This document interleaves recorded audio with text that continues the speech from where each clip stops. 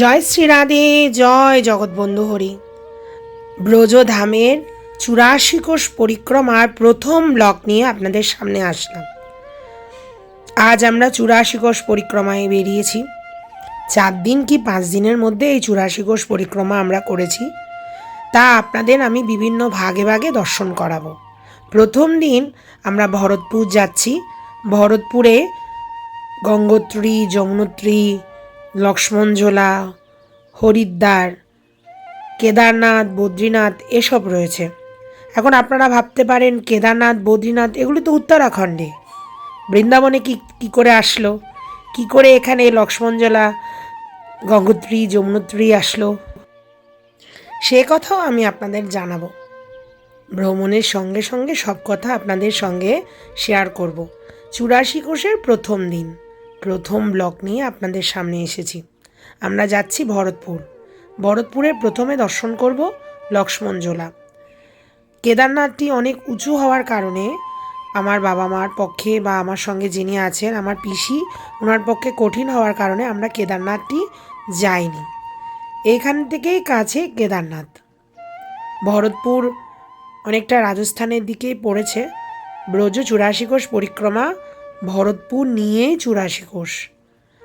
এবার আমি বলছি কি করে কেদার, বদ্রী, লক্ষ্মণঝোলা, গঙ্গোত্রী, যমুনোত্রী তা তো উত্তরাখণ্ডে থাকে, কি করে এখানে আসলো।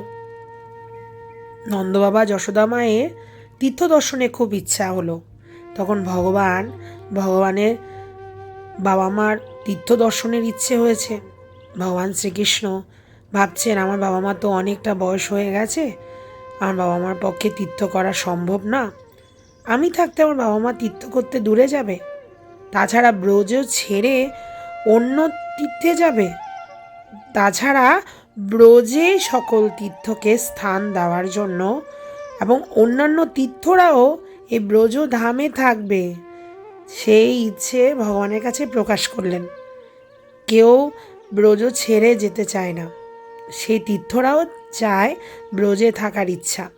তাই ভগবানের ইচ্ছায় গঙ্গোত্রী, যমুনোত্রী, কেদারনাথ, বদ্রীনাথ সকল তীর্থ ভগবান এই ৮৪ কোষ ব্রজমণ্ডলে এসে স্থান দিলেন। ভগবানের কৃপায় সকল তীর্থ এখানে এসে স্থান পায়। এমনকি প্রয়াগরাজ, রামেশ্বরম সব এখানে রয়েছে। ব্রজ ৮৪ কোষ পরিক্রমা করলে ৪ ধাম দর্শন এবং সকল তীর্থ ভ্রমণ হয়ে যায়। আরও কথা, ৮৪ জনই ঘুরতে হয় না। যারা ৮৪ কোষ পরিক্রমা করে তাদেরকে ৮৪ জনই ঘুরতে হবে না। ভগবান শ্রীকৃষ্ণের প্রিয় যারা, ভগবান শ্রীকৃষ্ণকে যারা ভালোবাসেন তারা ৮৪ কোষ পরিক্রমা অনেকবার করেন, আমি জানি। আমার ব্লগ যারা দেখছেন তারাও অনেকবার করেছেন ৮৪ কোষ পরিক্রমা। আমরা বারবার যেতে মন চাই, কারণ এই ৮৪ কোষ পরিক্রমার মধ্যেই যেন ভগবান শ্রীকৃষ্ণের ব্রজ পরিক্রমা, মধ্যেই যেন ভগবান শ্রীকৃষ্ণেরও রয়েছে, শ্রীকৃষ্ণের সঙ্গে আমরা যেন আছি। খুব আনন্দ হয়। ভগবান এখানে সব জায়গায় লীলা করতে এসেছেন। ৮৪ কোষ ব্রজ পরিক্রমা মানেই হলো যেসব স্থানে ভগবান এসেছেন, ভগবান সখাদের সঙ্গে এসেছেন, ভগবান তীর্থদের স্থান দিয়েছেন, সেসব তীর্থরা সেসব স্থানে থেকে ভগবানের চরণ বন্দন করছেন। অদ্ভুত বৃন্দাবন ধাম, ব্রজধাম অদ্ভুত, আর সেইখানের রজ অদ্ভুত। রজ, এইসব রজ বলতে এইসব মাটিকে বোঝাচ্ছে, কিন্তু আমরা মাটি বলি না, আমরা বলছি রজ। রজকে রানী বলছি, রজ রানী। রজ এখানে রানী। বৃন্দাবনের মাটি মাটি নয়, রজ। যে রজের মধ্যে ভগবান লুটুপুটি করে খেলা করেছে, যে রজের মধ্যে দেবাদিদেব মহাদেব দণ্ডবতী পরিক্রমা করছেন, যে রজের মধ্যে ব্রহ্মা আদি দেবগণ ধুলায় লুটুপুটি করছে, সেই রজ রানী, সেই ব্রজভূমি, বৃন্দাবন ভূমি। আমরা এসে পৌঁছে গেছি লক্ষ্মণঝোলা। লক্ষ্মণঝোলা রয়েছে হরিদ্বারে, আমরা জানি উত্তরাখণ্ডের হরিদ্বারে। আমরা এসে লক্ষ্মণঝোলায় পৌঁছে গেছি। ব্রজভূমির এমন একটি জায়গা যেখানে লক্ষণের মন্দির রয়েছে, একটু উঁচু রয়েছে। এই যে এসে গেলাম, সুন্দর বিগ্রহ দেখছেন, রাম অনুজ, প্রভু রামচন্দ্রের অনুজ লক্ষ্মণজির মন্দির। এই মন্দিরের ঠিক পিছন দিকেই রয়েছে গঙ্গোত্রী যমুনোত্রী, গঙ্গা মাতা আর যমুনা মাতার মন্দির। এই দূরেই গঙ্গোত্রী যমুনোত্রী রয়েছে। এই যে আমরা লক্ষ্মণজির মন্দিরে, মানে লক্ষণের মন্দিরে এসে গেছি পাহাড়ের উপরে। আমাদের খুব আনন্দ হচ্ছে, আমরা ব্রজ পরিক্রমায় এসেছি, আপনাদের ঘুরিয়ে দর্শন করাচ্ছি। পিছনেই রয়েছে গঙ্গা মাতা যমুনা মাতার মন্দির। এটি হলো নীলকণ্ঠ মহাদেব। এখানে গোমাতারা রয়েছে, অনেক গোমাতা। গোমাতাদের সেবার জন্য এখানে ব্যবস্থা আছে। সুন্দর লক্ষ্মণজির মন্দিরটি, এই যে দেখুন, মন্দিরের মধ্যে খুব সুন্দরভাবে লক্ষ্মণ ঝোলা লেখা আছে উপরে দেখুন। পিছনেই রয়েছে গঙ্গা মাতার মন্দির। এটি হলো গঙ্গা মায়ের মন্দির, গঙ্গোত্রী, যেখান থেকে গঙ্গার উৎপত্তি হয়েছে, সেই গঙ্গোত্রীকে এখানে স্নান দেওয়া হয়েছে। যমুনা মাতার মন্দির,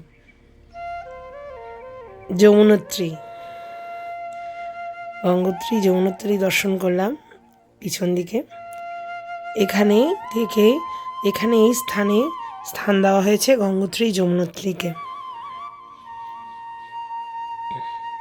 সকল তীর্থ এখানে রয়েছে। এই যে দেখুন ব্রজভূমি, কি শান্ত পরিবেশ। আপনারা যারা এসেছেন তারা নিশ্চয়ই জানেন, খুব ভালো লাগে এই জায়গাটি আমার।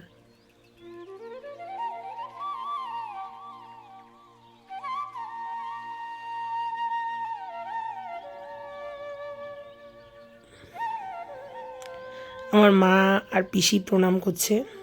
এই যে আমার বাবা। এটা হলো নীলকণ্ঠ মহাদেব। হরিদ্বারে নীলকণ্ঠ মহাদেবের দর্শন আপনারা করেছেন। এটি হলো হরিদ্বারের মনসা মন্দির। হরিদ্বারে যে মনসা মন্দির রয়েছে, এইখানে হরিদ্বারকে স্থান দেওয়া হয়েছে এবং মনসা দেবীকে স্থান দেওয়া হয়েছে, মা মনসা দেবীর মন্দির। পাশেই দেবাদিদেব মহাদেবের মন্দির রয়েছে। হরিদ্বারে যে মনসা দেবী, সেই মনসা দেবীকে এখানে স্থান দেওয়া হয়েছে। এটি হলো মহাদেব, হরিদ্বারের মহাদেব মন্দির। হরিদ্বারকে এখানে স্থান দেওয়া হয়েছে। সকল তীর্থকে স্থান দেওয়া হচ্ছে, হরিদ্বারকেও এই ব্রজভূমি, এই 84 কোষ ব্রজমণ্ডলে স্থান দেওয়া হয়েছে। এবার এসে পৌঁছালাম বদ্রীনাথের তপ্তকুণ্ড। বদ্রীনাথের ধামের তপ্তকুণ্ড, যে কুণ্ডে স্নান করলে সকল পাপ দূরীভূত হয়ে যায়, সেই তপ্তকুণ্ড বদ্রীনাথ মন্দির। উত্তরাখণ্ডের বদ্রীনাথ বদ্রীনাথ ধামকে এখানে স্থান দিয়েছেন নন্দবাবা যশোদা মা, যাতে করে তীর্থ পরিক্রমা করতে চেয়েছেন। নন্দবাবা যশোদা মায়ের জন্য এই বদ্রী বিশালকে মন্দিরটি স্থাপন করেছেন ভগবান, এখানে স্থান দিয়েছেন। এই বদ্রীনাথকে দর্শন করলে বদ্রীনাথ দর্শনের ফল লাভ হয়।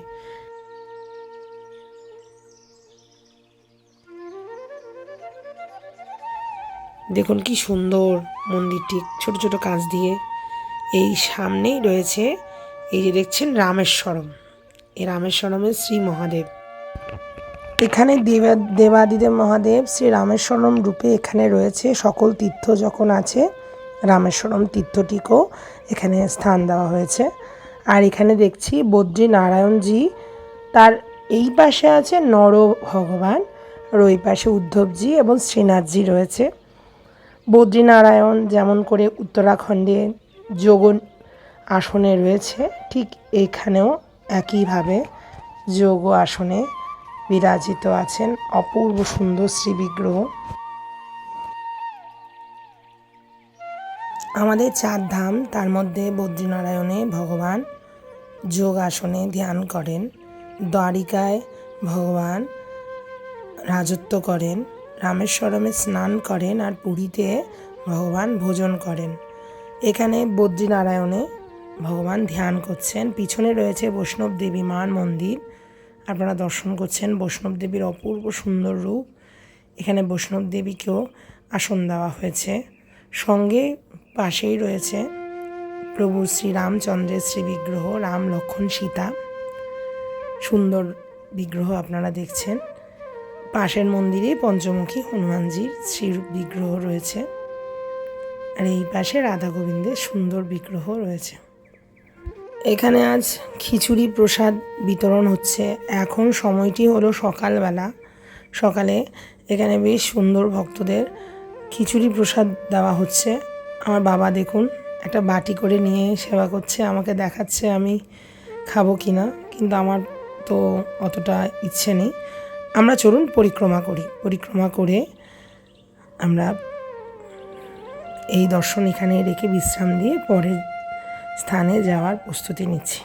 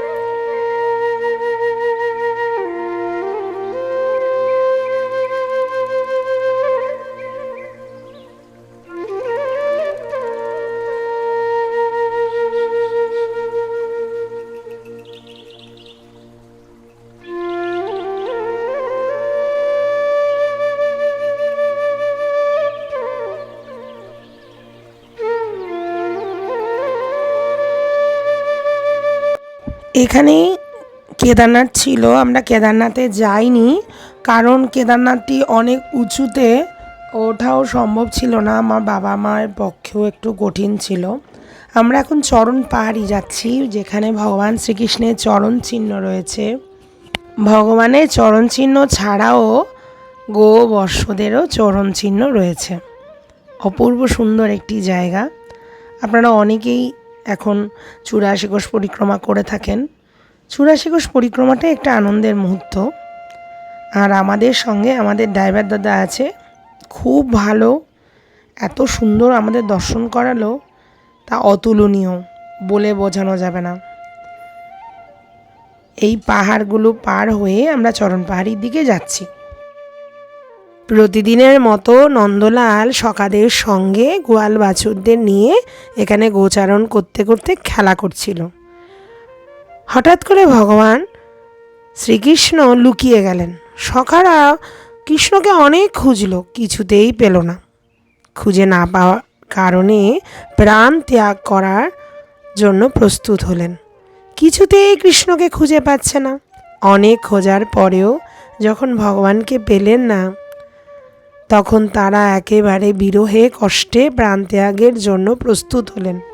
ভগবান এই পাহাড়ের উপরে উঠে এই পাথরের উপর দাঁড়িয়ে বাঁশি বাজালেন। ভগবানের বাঁশিতে এই পাথরটি গলে গেলেন। গলে গিয়ে ভগবানের চরণ চিহ্ন এই পাথরের উপরে পড়েছে। এত সুন্দর চরণ চিহ্নটি দেখুন একবার। আপনাদের আমি ভালো করে দেখাচ্ছি। পাশেই রয়েছে রাধা গোবিন্দের সুন্দর বিগ্রহ আর দেবাদিদেব মহাদেব। এই যে দেখুন ভগবান শ্রীকৃষ্ণের চরণ চিহ্ন, কি সুন্দর, 5টি আঙ্গুলের চিহ্ন রয়েছে। ভগবান শ্রীকৃষ্ণের এই চরণ চিহ্ন দর্শন করেছেন অনেকেই। এইটি চরণ পাহাড়ি। পাশেই রয়েছে লুকলুক কুণ্ড, যে কুণ্ডের মধ্যে ভগবান লুকোচুরি খেলতে গিয়ে লুকিয়ে গেছেন। সখারা খুঁজে না পাওয়াতে ভগবান এখানে দাঁড়িয়ে বাঁশি বাজালো। বাঁশির সুরে এই পাথরটি গলে গেছে। গলে যাওয়াতে ভগবানের চরণের চিহ্ন এখানে পড়েছে। পাশেই আছে রাধা গোবিন্দের সুন্দর শ্রী বিগ্রহ মন্দির আমরা দেখতে পাচ্ছি। ভগবান শ্রীকৃষ্ণ এখানে যে চরণ চিহ্নটি রেখে গেছেন আমাদের জন্য, আমরা এই চরণ চিহ্ন দেখে যেন সদা দর্শন করে অন্তরঙ্গে যেন আমরা চিন্তন করতে পারি। আমরা যেন এই চরণ চিহ্ন দর্শন করে ভগবানের লীলা স্মরণ করতে পারি। অদূরে আমরা লুকলুক কুণ্ড দেখতে পাচ্ছি। ওইটি লুকলুক কুণ্ড, যেখানে ভগবান গোচারণ করতে এসেছেন। ওখান থেকে ভগবান এখানে এসে লুকিয়ে গেলেন। সখারা খুঁজেই পাচ্ছে না ভগবানকে। ভগবান এখানে দাঁড়িয়ে বাঁশি বাজালেন। ভগবানের বাঁশি শুনে পাথর গলে গেল। ভগবান এখানেই চরণ পাহাড়ে এই চরণে চিহ্ন রেখে গেছেন। এই জায়গাটির নাম চরণ পাহাড়ি।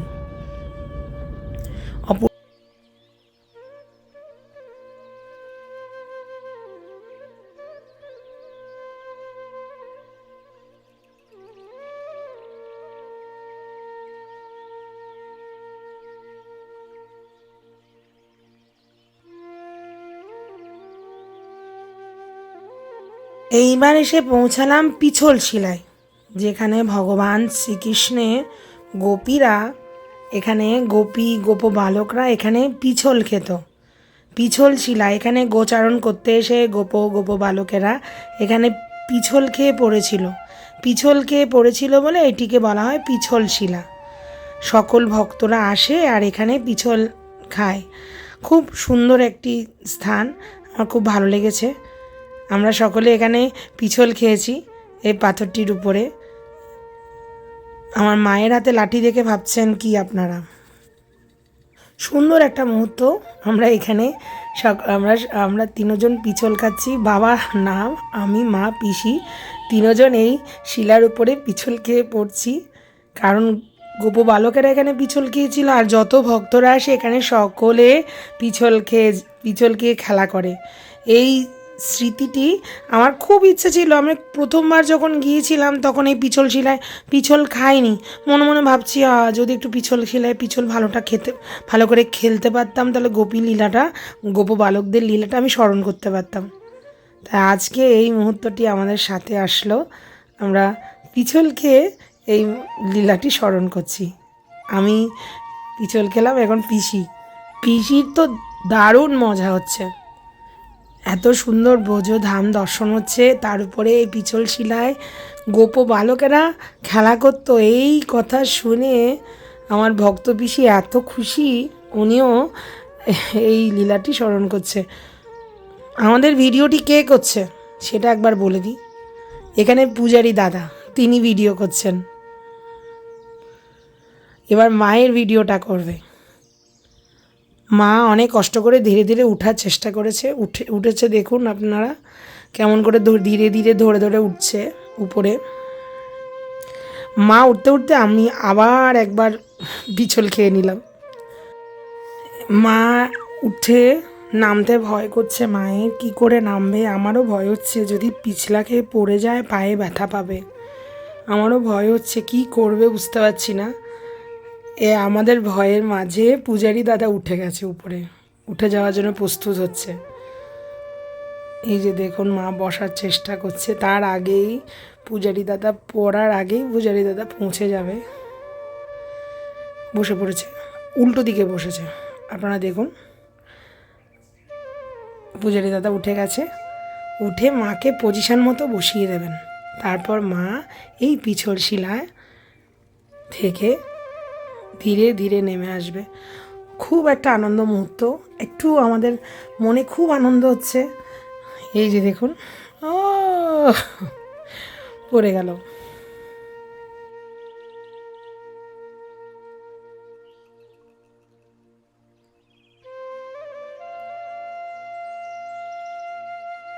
অদ্ভুত ব্লগ আপনারা দর্শন করছেন। 84 কোষের অনেক ব্লগ রয়েছে, বেশি বড় তো করা যাবে না, তাই এই ব্লগটি এখানেই শেষ হচ্ছে। প্রথম দিনের প্রথম ভাগের ব্লগ আমি আপনাদের দর্শন করানোর চেষ্টা করলাম, যার মধ্যে গঙ্গোত্রী, যমুনোত্রী, লক্ষ্মণঝোলা, হরিদ্বার, আমরা পিছল শিলা দর্শন করলাম, চরণ পাহাড়ি দর্শন করলাম। অনেক স্মৃতি রয়েছে আমাদের, সেই স্মৃতিগুলো আপনাদের সঙ্গে শেয়ার করলাম। চরণ পাহাড়িটা দর্শন করে আনন্দ নিশ্চয়ই আপনারা পেয়েছেন। কেমন লেগেছে আপনাদের এই ব্লগ অবশ্যই জানাবেন। পরবর্তী ব্লগ দেখার জন্য প্রিয়াজি চ্যানেলটা আপনারা সাবস্ক্রাইব করে রাখুন, করে রাখলেই আপনাদের কাছে পরবর্তী ব্লগ পৌঁছে যাবে। অনেক আনন্দ পেলাম এই 84 কোষ করে, আনন্দটা আপনাদের সঙ্গে শেয়ার করছি। আপনাদের কেমন লাগলো তা আমাকে অবশ্যই কমেন্ট বক্সে জানাবেন। পরবর্তী ব্লগে দেখা হচ্ছে। জয় শ্রী রাধে, জয় জগৎবন্ধু হরি।